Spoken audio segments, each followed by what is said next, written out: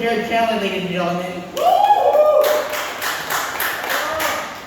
Fantastic. Give it for Diego that walked in.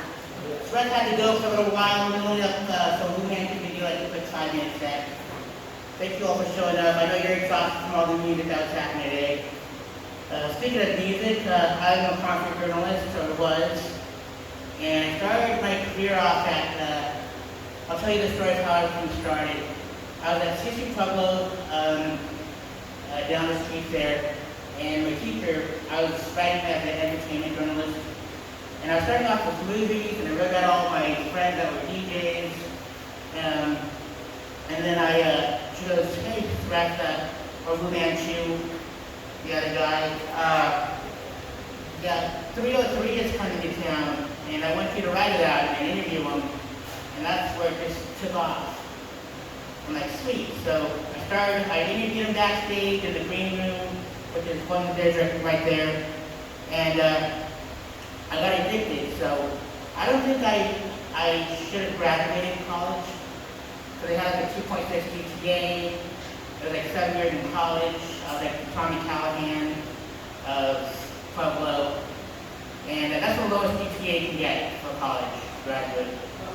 And so I moved back to Los Angeles to pursue my dreams of Hollywood, and I got to work with my favorite director, who was responsible for that character on the wall, Pinhead, from Hellraiser, with Clive Barker. And he said, kid, whatever you do not just stick with hip-hop. Write about every single genre of music. If they pigeonhole me in horror, they're going to pigeonhole you and just pigeonhole you into hip-hop. I'm like, all right.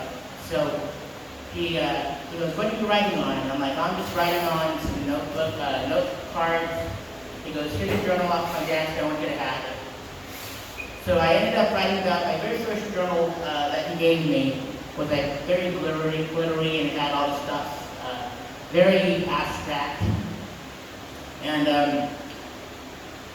so I wrote about, gosh, there was Ministry and Collective Soul and Tenacious D was in the news. They were my last article.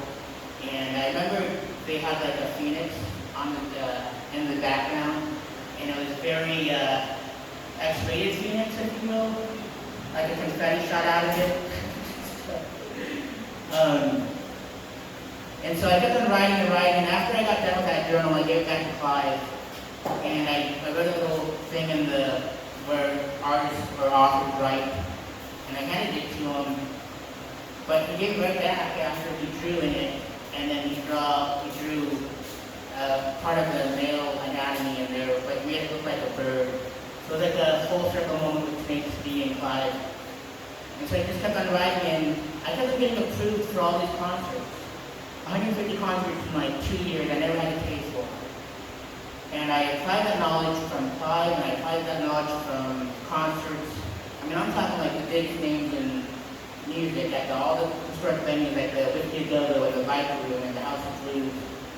And this is like, I felt like the movie Almost Famous, but I was like in a time machine, and my time machine broke. So I got to see the Doors, minus Jim Morrison, and I got to see like UFO, and like the two oldest bands I got to cover as a journalist. And that was, some of my favorite memories was, my first very professional interview was Be Real at Cypress Hill at the House of Blues. And there was so much marijuana on the coffee tables that it was so potent. I remember that. And I was like the only journalist that was able to shoot it. And one of my other favorite memories was I dressed up like this to the show, the Lamb of God show that Hollywood played in. And it was Halloween night, and I was on my tippy toes trying to write down the set list. And some stagehand noticed me, only person in costume in photo kit. And he chased it out into the very back of the venue where I was just writing my articles. And he gave me the set list on my journal and just walked away. I never saw him again. But and then I took the knowledge from both places, decided to Pueblo, Colorado, wrote about all the local bands, and interviewed all the comedians, and this is what grew out of it. This 11-year festival. And I tried to change the name, but they didn't want to, they took it Sareth-Fest. So, Sareth-Fest side of the best side of this. I got the light, and so I'm going to bring the first comedian up in a little bit. Actually, I'll let him do the first 10 minutes, and then we're going to jump into the show called High and Dry Comedy Show, where we write 2 topics each, put it in a jar, and we got to make up a set on the spot right after this headlining set. So give us about 5 minutes or so, or less, and we'll be right back.